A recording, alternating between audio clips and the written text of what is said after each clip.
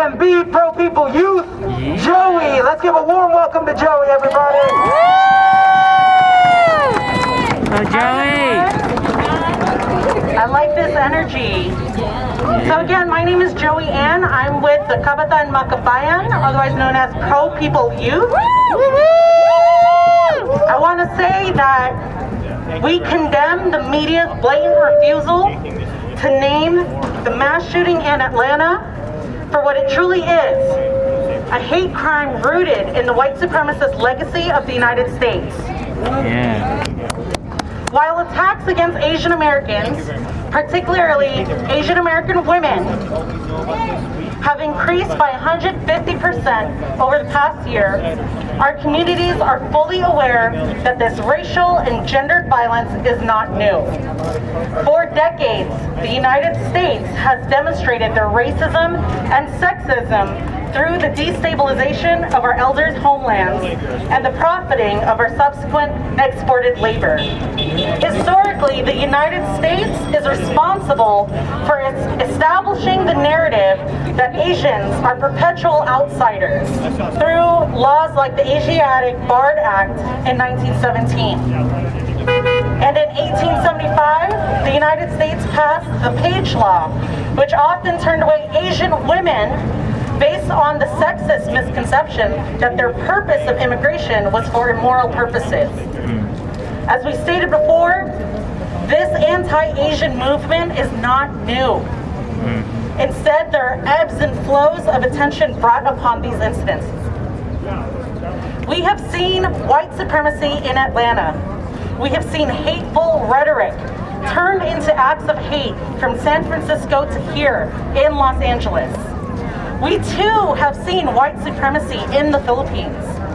Villages and towns gentrified into U.S. military bases.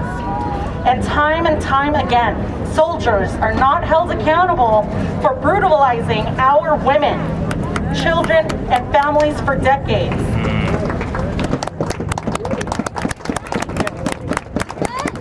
The U.S. military hid behind the visiting forces agreement with the Philippines. Now with the VFA was recently suspended in 2020, but this is far too late. We ask you to remember Jennifer Loud, a transgender woman murdered by the U.S. Marine in 2014, and whose killer was pardoned and living freely in 2021. We ask you to remember this case is not in isolation, that violence against women is international, local, and often underreported. We ask you to remember that white supremacy doesn't respect the autonomy of bodies or country, that white supremacy, as militarized and backed by billions of our tax dollars, is U.S. imperialism. We acknowledge that for too long, the U.S. has attempted to use Asians here and abroad as pawns in their imperialist agenda. While in the early years of Asian immigration to the United States, we were labeled as the yellow peril in the Reagan era. The narrative of Asians changed into a deceptively aspirational one. Our Asian communities bought into this idea and perpetuated toxic stereotypes of other BIPOC communities within our own communities, thus doing the work of white supremacy. Through the model minority myth, we have been used to juxtapose against other communities of color as a meter of success and civility. We refuse to be weaponized against other marginalized peoples any longer.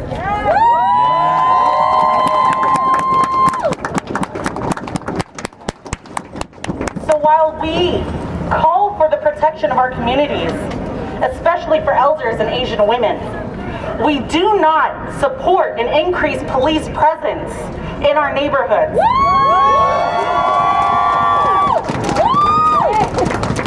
Asian communities are not spared by death and violence at the hands of law enforcement locally and the U.S. military internationally. So thank you for marching with us. Thank you for standing with us. Continue to fight with us. Before I end, thank you. And before I end, I'd like to end in a unity clap with Isang Bagsak. So I'm clap to mimic our people's heartbeats, and then we're gonna gradually increase it to a final large clap together, okay? Okay, so follow after me, please.